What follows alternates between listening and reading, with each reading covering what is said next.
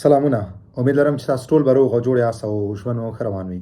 د یو نوې ویډیو د نوې موضوع سره بیا ستاسو خدمت کې حاضر یم. ملګرو، یو ورور پوښتنه کړې ده. دی وایي چې ما دلته ځان واده کړی شوی ورکړی، واده مې کړی و او اوس مې میرمن وفات شوې ده. زه اوس څنګه وکړم چې زه بیرته خپل ځان سلباتیخ کړم دلته او ورته ووایم چې زما میرمن وفات شوې ده؟ دې پروسیجر څه دی؟ ګورئ ملګرو، هر کله چې تاسو واده کړی او دلته ځان واده کړی شوی ورکړي او داسې یو حالت سره مخ کیږي لکه څنګه چې دا ورور مخ شوی دی، نو تاسو بالکل دلته ورته ویلی شئ تاسو میرمن وفات شوې ده.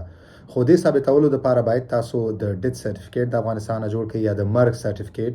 هلته تاسو تصدیقنامه په افغانستان کې جوړه کړئ. بیا د وزارت خارجه نه دغه ډیث سرټیفیکیټ باید تاسو تصدیق کړئ، ټاپه کړئ، تر څو هغه دلته راوړئ او بیا یې اوپرا ته ولېږئ، تر څو تاسو بیرته دلته بغیر واده کړی شوی ځان ثابت کړئ او ځان بغیر واده کړی شوی تاسو دلته په اسنادو کې جوړ کړئ. نو د دې لپاره مهم ټکی دا دی چې باید تاسو د ډیث سرټیفیکیټ ولرئ او هغه هم باید د وزارت خارجه نه د افغانستان نه ټاپه شوی، تصدیق شوی. بغیر د دې نه تاسو دا نشئ ثابتولی او صرف په وینا باندې تاسو خپل ځان خپل سټیټس نشئ بدلولی.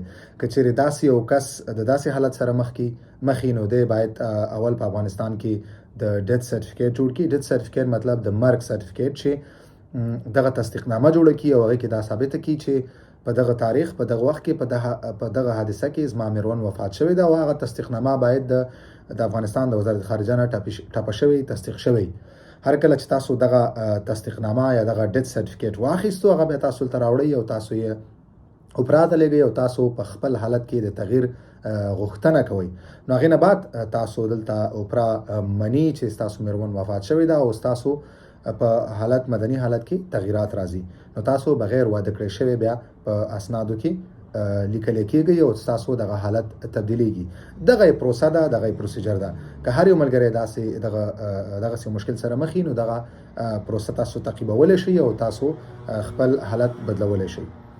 ویډیو همدومره وه. که کوم ملګری پوښتنه لري، تاسو خپله پوښتنه ته کمنټ کولی شئ. انشاءالله په خپل وخت به زه ستاسو پوښتنې تاسو ته جواب درکوم. مخامخ